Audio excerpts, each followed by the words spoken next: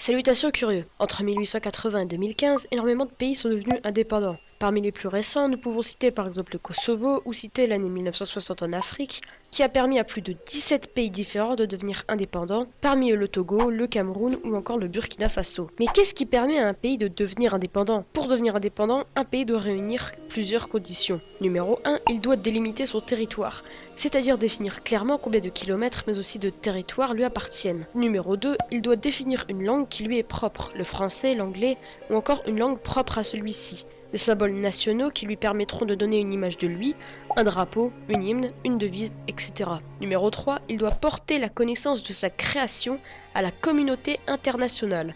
Il doit donc informer l'ONU qu'il veut devenir indépendant. Numéro 4, et enfin, il attend d'être reconnu comme tel par cette communauté, c'est-à-dire de pouvoir enfin se développer en tant que pays.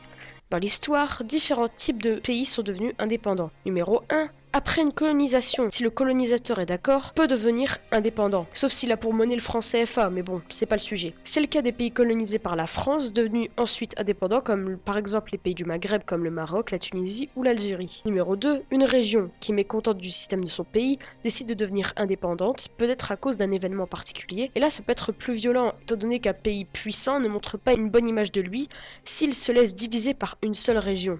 Numéro 3, un grand pays qui sera divisé et qui au final va devenir plusieurs pays. C'est le cas de la Russie, de l'Ukraine divisée de l'URSS, ou la République tchèque et la Slovaquie divisées de la Tchécoslovaquie. Quand je parlais des régions voulant devenir indépendantes, c'est le cas par exemple du Rif qui, en 1921, a décidé de se rebeller sous la force d'Abdelkrim suite à une tentative de l'Espagne d'étendre son territoire jusqu'à Tanger. Mais replaçons le contexte. Le Rif est une région du nord marocain qui a, disons-le, toujours eu des différends avec le pouvoir. En effet, elle est très différente des autres régions marocaines.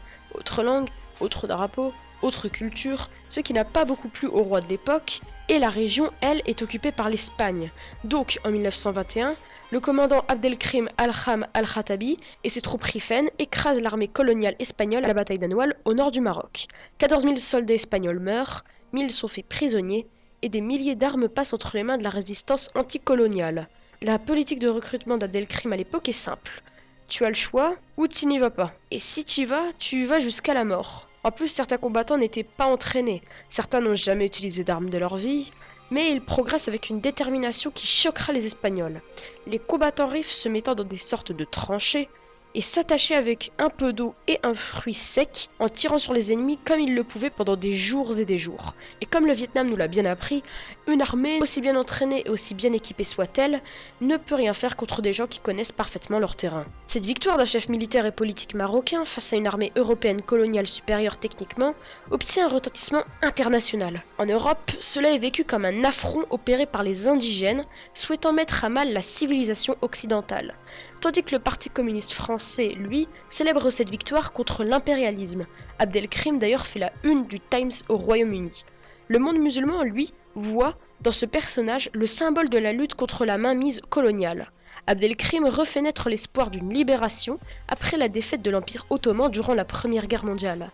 Parmi les pays impliqués, nous avons la France, l'Espagne, les États-Unis et le Maroc. Bah oui, comme la plupart des dirigeants africains super riches alors que leur peuple meurt de faim, la France ont fait un pacte avec le roi de l'époque Youssef Ben Hassan qui, en échange de fermer les yeux sur les massacres espagnols dans les tribus rifènes, reste roi. Cette bataille a concrétisé en la création de la République du Rif en 1923 et à sa dissolution après la guerre en 1926. Enfin bref, un pays pour devenir indépendant peut même aller jusqu'aux armes, et c'est le cas des États-Unis ou de l'Algérie. Un jour, l'URSS sera dans un grave état de faiblesse. Les Arméniens en profiteront et réaliseront leur indépendance. Abdelkrim, septembre 1954. L'Arménie devient indépendante le 21 septembre 1991, dans la foulée de la dissolution de l'URSS. Voilà, c'est la fin de cette vidéo. Si elle t'a plu, n'hésite pas à la partager sur les réseaux sociaux. Abonne-toi à la chaîne pour ne pas louper les prochaines vidéos et suis-moi sur Twitter. En tout cas, je te dis à dans 2 semaines. Allez, au revoir curieux.